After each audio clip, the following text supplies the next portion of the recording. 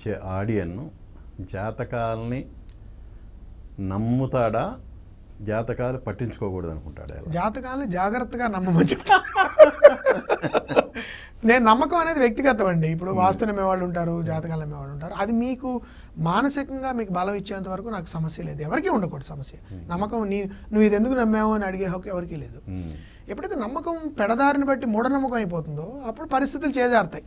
ఇప్పుడు నాకు తెలిసిన ఒక ఆయన ఇల్లు కట్టుకున్నారు, కుటుంబం అందరూ వచ్చారు.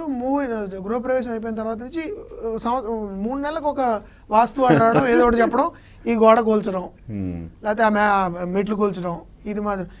వాళ్ళ ఇంట్లో వాళ్ళు దండం పెట్టి ఇల్లు వాళ్ళు అమ్మేయండి ఈ ఇల్లు, ఎందుకంటే ఇక్కడ ఉన్నాం మేము, వేరే చోటుకి వెళ్ళిపోతామని ఆ ఇల్లు అమ్మేసుకుని వాళ్ళు ఆ డబ్బులతో వేరే ఇల్లు కొనుక్కుని మారిపోయారు.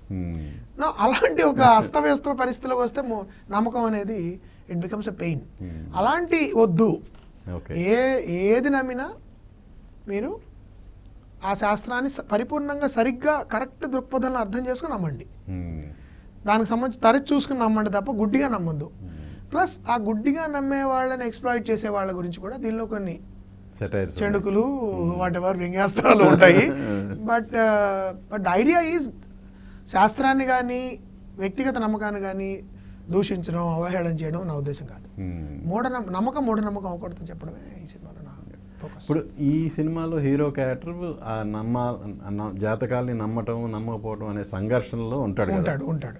సో అలా మీరు మీ నిజ జీవితంలో ఎప్పుడన్నా ఆ సంఘర్షణ ఎప్పుడన్నా ఫేస్ చేశారా? ఖచ్చితంగానండి. అందుకే నేను ఇప్పుడు మనం ఎవరైనా చెప్తే మాకు చెప్పొద్దండి నేను ఎందుకంటామంటే, ఇప్పుడు మనకి ఎవరైనా ఏదైనా చెప్పారనుకోండి, ఇది నమ్మాలా వద్దా, ముఖ్యంగా అది నెగిటివ్ అనుకోండి, నమ్మాలా వద్దా అనేది పెద్ద తలనొప్పి. అది మనకి మనసేమోను ఒక పక్క నుంచి ఎంత మీరు రేషనల్గా ఉన్నా, ఏంటి ఇలా చెప్పాడు, ఇది జరుగుతుందంటావా, గుర్తుంటే, నాకు 2015 గుర్తులేదు కాబట్టి బతికిపోయాను నేను, కానీ గుర్తుంటే పరిస్థితి ఏమిటి, అదొక అవరోధం కింద కూడా అయ్యే ఛాన్స్ ఉంటుంది ఒక నమ్మకం చెప్పినప్పుడు. దానిలో ఒక డేంజర్ ఏమిటంటే, ఇది జరగకూడదంటే మీరు ఈ శాంతులు చేయండి, ఈ పూజలు చేయండి, ఈ యాగాలు చేయండి, లేకపోతే ఇవన్నీ కూర్చోండి, ఇలా దండలు వేసుకోండి, ఇవి పట్టుకు తిరగండి, రోజు పొద్దున్నే లేచి మీరు అది చేయండి ఇచ్చేయండి, ఇవన్నీ ఉంటాయి. అవన్నీ ఆ ఊపిలోకి దిగామంటే ఇంక బయటికి రాలేం. అది ఎక్కడది బలహీనత, ఎక్కడది బలం అనే నిర్ణయం మనమే చేసుకోవాలి అని నాకు అనిపిస్తుంటుంది. కాబట్టి నేను ఎక్కువ వాటిని కన్సల్ట్ రెగ్యులర్గా చేయను కాబట్టి నాకు ఆ పెద్ద స్థాయిలో నాకు ఆ సమస్య రాలేదు, నమ్మాలా వద్దా అనేది.